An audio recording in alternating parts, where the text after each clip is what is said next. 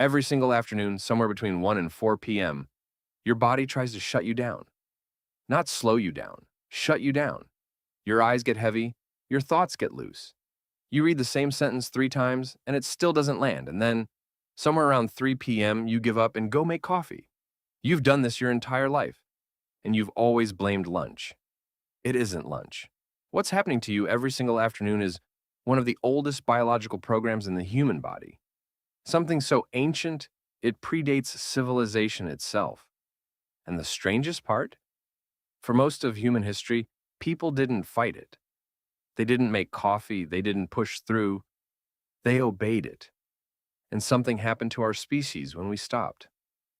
Let's go back about 300,000 years. Your ancestors don't have alarm clocks. They don't have calendars. They don't even have words for Tuesday. But their bodies are running on a clock that is more precise than anything we've built since. It runs on light, and it runs on something else, a second rhythm, quieter than the main one, that pulses through the middle of every single day. Researchers call it the post-lunch dip. But here's the thing, it has nothing to do with lunch. Scientists isolated this in a sleep lab. They took a group of volunteers and removed meals from the equation entirely. Controlled timing, controlled everything. And the dip still came. Every single afternoon, right on schedule, body temperature dropped, alertness fell. The urge to close your eyes arrived whether the volunteers had eaten or not. The crash isn't a food coma, it's a clock. And once you understand what the clock was originally built for, you can't unfeel it at 3 p.m. ever again. Now here's what that clock was actually built for. For most of human history, the midday hours weren't work hours, they were dangerous hours. In the environments where humans evolved, open savanna, equatorial heat, the middle of the day was when the sun was at its worst. Moving meant overheating. Hunting meant competing with predators who were also at their most active. The smartest thing a body could do between noon and 3 p.m. was find shade, stay still, and wait. So the body built a program for exactly that. Picture your ancestor, not an abstract prehistoric human, but a specific person, lying in the thin shadow of a thorn tree somewhere in what is now Kenya. Eyes half closed, aware but not active, waiting for the light to soften. Not sleeping, not working, just obeying the only clock that existed. Not sleep, not full sleep. Something in between.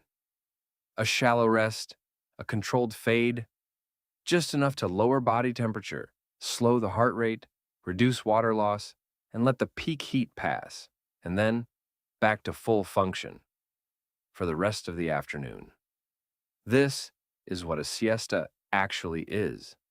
Not laziness, not a cultural quirk, an evolutionary solution to a physical problem, written so deeply into human biology that it survived every migration, every climate shift, every civilization that tried to schedule around it. It's still there, right now, inside you. For thousands of years, humans across almost every culture organized their day around this rhythm. Ancient Rome had it, medieval Europe had it. The entire Mediterranean world built their afternoon around it. Shops closed, courts stopped, construction halted.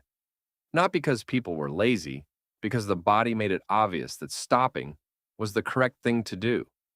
And the word itself already knew this. The Spanish word siesta comes from the Latin hora sexta, the sixth hour, counted from dawn. 6 hours after sunrise lands you at roughly noon. The Romans didn't schedule the rest because they felt tired. They scheduled it because they understood the clock. But then something happened to that clock. The Industrial Revolution didn't just change how people worked. It changed when people worked. Factories don't care about the sixth hour. Machines don't slow down at noon. The rhythm that had structured human afternoons for 300,000 years ran directly into something that couldn't accommodate it. A shift schedule, a production quota, a foreman who needed output by 5 p.m. So we did what we always do when biology inconveniences productivity. We decided it was a character flaw. The siesta became laziness. Rest became weakness. The afternoon crash became something to overcome rather than something to obey. And then we found a workaround: caffeine. Global coffee consumption didn't meaningfully exist before the 17th century.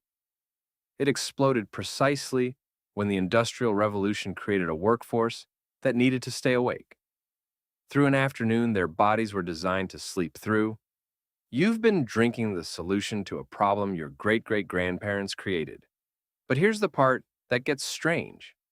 In 1995, NASA ran a study on sleepy military pilots and astronauts. They were looking for a way to restore alertness without disrupting overnight sleep. They tested nap lengths: 10 minutes, 20 minutes, 30 minutes, 45, an hour. The winner was 26 minutes. A nap of exactly 26 minutes improved performance by 34% and alertness by 100%. The sweet spot, the zone where the brain got rest without falling into deep sleep, sat almost perfectly inside the window your body was already trying to create every afternoon on its own. They called it the NASA nap. They didn't call it what it actually was: a siesta.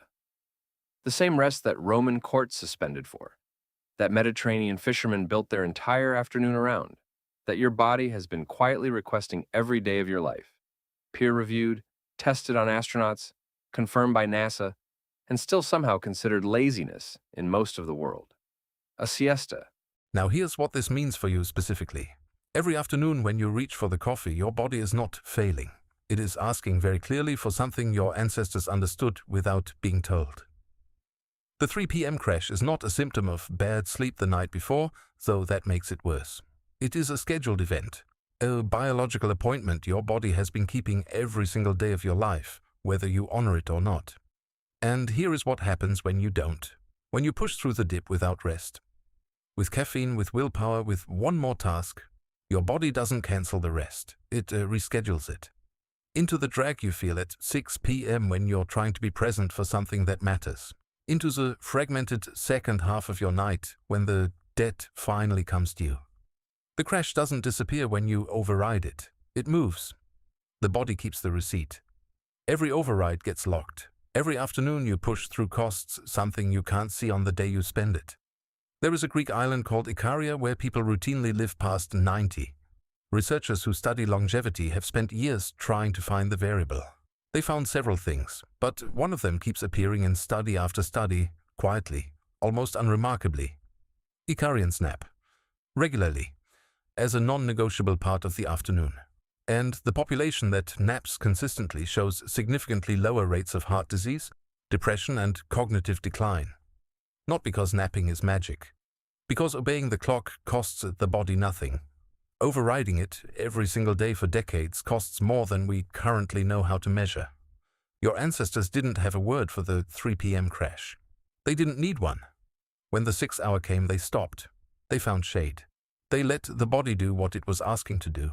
And then they got up, and they finished the day. We renamed obeying our own biology as being lazy. We built a global caffeine industry to help us fight a clock that has been running in the human body for 300,000 years. And every afternoon at 3 p.m. without fail, the clock runs anyway. You just stop listening to it.